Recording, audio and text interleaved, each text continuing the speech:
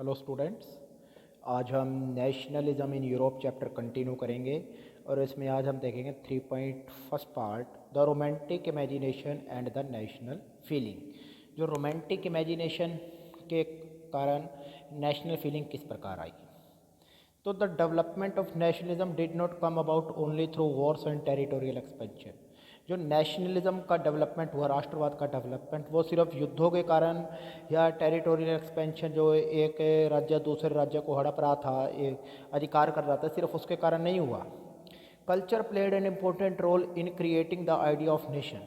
Culture ने भी, हमारी संस्कृति ने भी नेशन के आइडिया को क्रिएट करने में महत्वपूर्ण रोल प्ले किया। आर्ट एंड पोइट्री, जिसके अंदर आर्ट एंड पोइट्री हो गई, स्टोरीज हो गई, music help express and shape nationalist feeling. और म्यूज़िक ने, स्टोरीज ने, इन्होंने भी नेशनलिस्ट फीलिंग को शेप देने में बहुत बड़ा रोल प्ले किया। जैसे देशभक्ति के सॉन्ग्स थे, देशभक्ति से प्रेरित कहानियाँ थी या कविताएँ थी, तो इनसे भी लोगों के मन में नेशनलिज्म की भावना पैदा हुई। Let us look at romanticism. तो अब ये रोमांटिसिज्म क्या है? अ कल्चरल मूवमेंट, ये कल्चरल आंदोलन है था which sought to develop a particular form of nationalist sentiment, जो कि पर्टिकुलर नेशनलिस्ट सेंटिमेंट की भावना को लोगों के मन में डेवलप करना चाहता था। Romantic artist and poets generally criticise the glorification of reason and science.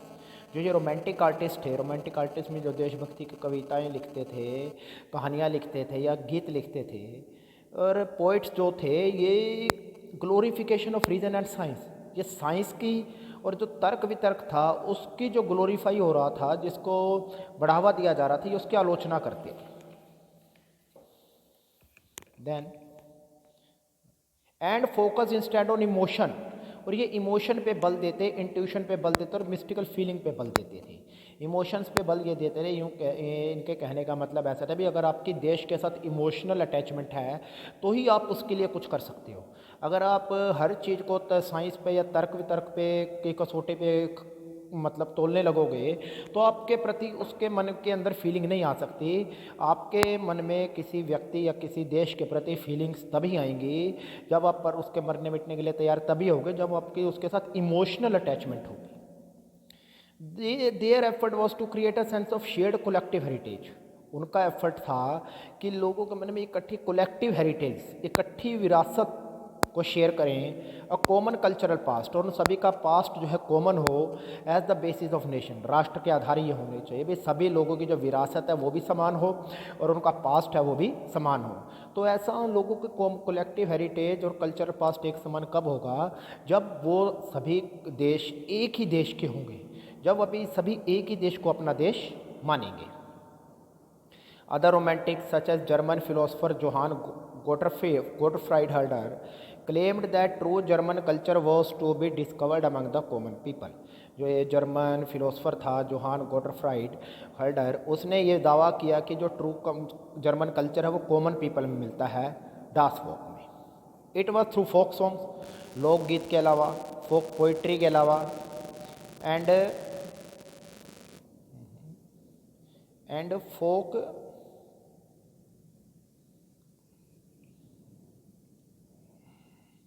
Folk dances के साथ that the true spirit of nation was popularised. जो नेशन की ट्रू स्पिरिट थी उसको पॉपुलराइज किया गया। So collecting and recording these forms of folk culture, इस कारण ये फोक कल्चर जो होता है इसको कलेक्ट करना और रिकॉर्ड करना वो essential to the project of nation building. ये नेशन बिल्डिंग के लिए बड़ा ज़रूरी था, क्योंकि लोगों को ये फोक कल्चर को सुना के, फोक सॉन्ग या फोक सॉन्ग्स या जो उनकी जो फोक पोइट्री थी वो सभी सुना के लोगों के मन में नेशनलिज्म की भावना को पैदा किया जा सकता था। Then the emphasis on vernacular language, vernacular language होती है लैंग्वेज ऑफ कॉमन पीपल, जो आम लोगों की भाषा है, उस पर जोर दिया देना। And collection of local folklore, और जो लोकल फोकलोर जैसे लोकगीत है, लोक कथा है, उनके कलेक्शन करना। Was not just to recover an ancient national spirit, ये सिर्फ प्राचीन नेशनल स्पिरिट को रिकवर करने के लिए नहीं था, but also to carry the modern nationalist message to large audience who were mostly illiterate, बल्कि नेशनलिस्ट मैसेज उस ऑडियंस तक पहुंचाना भी था जो इलिटरेट थी, अनपढ़ थी। इट मीन जो इलिटरेट पर्सन है उनको आप अगर समझाएंगे भाई नेशन स्टेट बनेंगे, डेमोक्रेसी आएगी, तो उसका मीनिंग तब वो नहीं समझ सकेंगे अगर बोल के उनको बताएंगे, और बुक्स वो पढ़ नहीं सकते। तो इस कारण उनको पोइट्री के थ्रू समझाया गया है। अगर उनको पोइट्री के थ्रू समझाएंगे, उनको प्ले के थ्रू समझाएंगे या गीत के थ्रू समझाएंगे तो वो ज़्यादा समझेंगे। This was specially so in the case of Poland, ऐसा पोलैंड के केस में किया गया, which had been partitioned at the end of the 18th century by the great power Russia, Prussia and Austria, जिसको रशिया, प्रूशिया और Austria ने अलग अलग कर दिया था। Even though Poland no longer existed as an independent territory, Poland अब independent नहीं रहा था। National feeling were kept alive through music and language, परंतु पोलैंड के अंदर फिर भी जो नेशनल फीलिंग थी वो म्यूज़िक के और लैंग्वेज के थ्रू उनके अंदर जगाई रखी, लोगों के अंदर जगी रही। Karol Kurpinski for example celebrated the national struggle through his operas and music. जो कैरोल कोरपेंस्की था उसने नेशनल स्ट्रगल को ओपराज, अपने नाटक जो प्लेज है उनके थ्रू एंड म्यूजिक के थ्रू जीवित रखा। Turning folk dances like polonaise and mazurka into national symbol, उसने अपने जो उसके फोक डांसेस थे जिनमें पोलेनाइज एंड मजूका थे उनको उसने नेशनल सिंबल में बना लिया, राष्ट्रीय प्रतीक बना दिया। Language too played an important in developing national sentiment, राष्ट्रवाद की भावनाओं को बढ़ाने में लैंग्वेज का भी बहुत ज़्यादा रोल रहा। आफ्टर रशियन ऑक्यूपेशन, जब रशिया ने पोलैंड पे अधिकार कर लिया, the Polish language were forced out of schools, तो पोलिश लैंग्वेज को स्कूल से हटा दिया गया। And Russian language was impose everywhere, और हर जगह रशियन लैंग्वेज इम्पोज कर दी गई। इन 1831 and arm rebellion against Russian rule took place, एक सशस्त्र विद्रोह हुआ रशियन के खिलाफ, विच वॉज अल्टीमेटली क्रश्ड, जिसको दबा दिया गया। फॉलोइंग दिस, इसके बाद many members of clergy in Poland, Poland में जो क्लर्गी के मेंबर थे, चर्च के जो मेंबर थे, began to use language as a weapon of national resistance, उन्होंने नेशनल रेसिस्टेंस के तौर पे, विरोध के तौर पे उन्होंने लैंग्वेज का यूज़ कर, लैंग्वेज को हथियार के तौर पे अपनाना शुरू कर दिया। इट मीन्स उन्होंने पोलिश लैंग्वेज को अपनाना शुरू किया, जिससे ये पता चल रहा था कि वो रशिया का विरोध कर रहे थे। Polish was use for church gathering, Polish language को चर्च गैदरिंग के लिए यूज़ किया जाता था। एंड ऑल रिलीजियस इंस्ट्रक्शन, और सभी जो धार्मिक जो इंस्ट्रक्शन देनी तो पोलिश लैंग्वेज में दी जाने लगी। As a result large number of priest and bishops were put in jail, बहुत बड़ी संख्या में बिशप, प्रीस्ट एंड बिशप जो चर्च के पादरी थे उनको जेल में डाल दिया गया और सेंट टू साइबेरिया, या साइबेरिया भेज दिया गया बाय रशियन अथॉरिटीज़ के द्वारा एज पनिशमेंट के तौर पे for their refusal to preach in Russian, क्योंकि उन्होंने रशियन में उपदेश देने से मना कर दिया था। The use of Polish came to be seen as a symbol of the struggle against Russian dominance, जो पोलिश लैंग्वेज का यूज़ था वो ऐसा माना जाता है कि इससे वो रशियन डोमिनेंस के खिलाफ संघर्ष कर रहे थे। तो इट मीन्स पोलैंड के लोगों ने गुलाम होने के बाद भी अपनी पोलिश लैंग्वेज नहीं छोड़ी। तो लैंग्वेज का भी एक मेन वेपन के रूप में यूज़ किया गया जो ऑटोक्रेटिक पावर थी उनके खिलाफ में। अब उसके बाद है hunger, hardship and popular revolt. Europe के अंदर भी भूखमरी थी, कठिनाई थी, और भूखमरी होगी, कठिनाई होगी तो लोगों ने विद्रोह भी किए। In 1830s were the 1830s were the years of a great economic hardship in Europe, Europe के अंदर काफ़ी कठिनाई के दिन थे। The first half of the 19th century saw an enormous increase in population all over Europe. 19th century के first half में, इसमें 1850 के आसपास, जो यूरोप की पॉपुलेशन में बहुत वृद्धि हुई।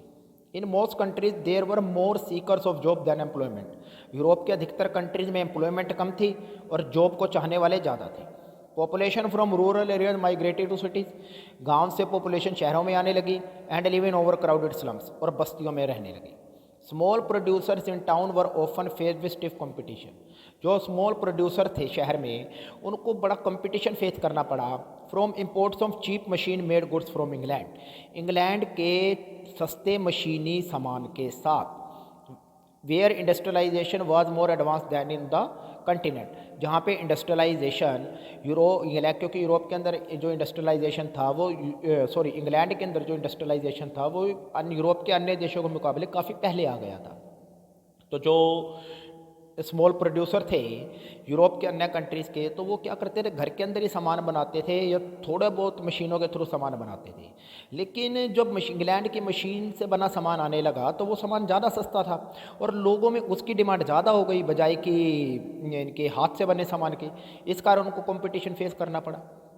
This was specially so in textile production, mainly ये टेक्सटाइल प्रोडक्शन में ज़्यादा हुआ, कपड़े के प्रोडक्शन में, which was carried out mainly in Holmes और स्मॉल वर्कशॉप, जो कि कपड़े का प्रोडक्शन या तो घरों में बनाया जाता था, किया जाता था, या स्मॉल वर्कशॉप में किया जाता था। And was only partly mechanised, और पार्टली मैकेनाइज्ड था मतलब इसके लिए बड़ी बड़ी मशीनें यूज़ नहीं की जाती थी, थोड़ी बहुत मशीनरी का यूज़ किया जाता था। In those regions of Europe, Europe के उन क्षेत्रों के अंदर, where the aristocracy still enjoyed power, जहाँ पर एरिस्टोक्रेसी अभी भी पावर में थी, जो शाही लोग थे, अमीर लोग थे, अभी भी पावर में थे। Peasant struggle under the burden of feudal dues and obligation, जो पेजेंट्स थे वो फ्यूडल ड्यूज, उनके ऊपर जो टैक्स लगाए गए थे उसके बोझ के अंदर वो संघर्ष कर रहे थे। The rise of food prices और a year of bad harvest led to widespread pauperism in town and country. अब कोई ऐसा साल हो गया जहाँ पे फूड प्राइसेस बढ़ गए या किसी साल फसल खराब हो गई, तो इसके कारण पूरे कंट्री के अंदर पूरा विद्रोह हो जाता था, विरोध हो जाता था। The year 1848 was one such year, जो ईयर 48 ईयर था वो इसी प्रकार का ही एक ईयर था। Food shortages and wide spread unemployment brought the population of Paris out on the road. Food shortage और जो वाइड स्प्रेड अनएम्प्लॉयमेंट, काफ़ी ज़्यादा अनएम्प्लॉयमेंट थी, उससे जो पेरिस की पॉपुलेशन थी वो सड़कों पर आ गई। बैरिकेड्स वर इरेक्टेड, बैरिकेड्स जो पुलिस ने रुकावटें बैरिकेड लगा के रखती है वो लगा दिए गए। And Louis Philippe was force to flee, और लुइस फिलिप को भागने के लिए मजबूर कर दिया गया। Then national assembly proclaimed republic, national assembly ने रिपब्लिक घोषित कर दिया, गणतंत्र घोषित कर दिया। Granted suffrage to all adult males above 21, 21 साल से ऊपर सभी पुरुषों को वोटिंग राइट दे दिए। And guarantee to right to work, और राइट काम का अधिकार दे दिया। National workshop to provide employment were set up, national workshop बनाई गई जो कि लोगों को रोजगार दे सके। अर्लियर इन 1845, पहले 1845 में, weavers in Silesia had led a revolt against contractor, जो सिलीसिया के वीवर थे उन्होंने कॉन्ट्रैक्टर के खिलाफ विद्रोह कर दिया। Who supplied them raw material and gave them order for finish textile, जो उनको रॉ मटेरियल देते थे और उनको फिनिश्ड टेक्सटाइल और मतलब कपड़े बनाने का ऑर्डर उनको देते थे। रॉ मटेरियल देते, साथ ही साथ उनको ऑर्डर भी देते थे भी कपड़ा बना के उनको वापस दे दें। But drastically reduce there payment, परंतु उन कॉन्ट्रैक्टर ने उनकी पेमेंट को रिड्यूस कर दिया था। भाई जैसे कॉन्ट्रैक्टर ये क्या करते थे, किसी कंपनी से ऑर्डर लिया, देन ऑर्डर लेके उन्होंने क्या करा, वीवर को रॉ मटेरियल दे दिया और कहा भी हमें इतने शर्ट्स चाहिए या इतनी पैंट हमें चाहिए, बना के आपने देनी है। और ये पैंट जैसे उनसे ले लेते थे और वापस कंपनी को दे देते थे। बट उन्होंने जो था उनकी पेमेंट रिड्यूस कर दी वीवर्स की। The journalist Wilhelm Wolff describe the event as a Silesian village as follows, एक जो पत्रकार है विलियम वॉल्फ, उसने एक विद्रोह का वर्णन इस प्रकार किया जो सिलीसिया के गांव में हुआ था। इन दीज विलेजेस, इन गांवों के अंदर जो 18,000 इनहेबिटेंट मतलब निवासी थे, cotton weaving is the most wide spread occupation, यहाँ पर सबसे बड़ा ऑक्यूपेशन था कॉटन वीविंग, कॉटन को सूत काटना। The misery of the worker is extreme, लोगों का दुख बहुत ज़्यादा था।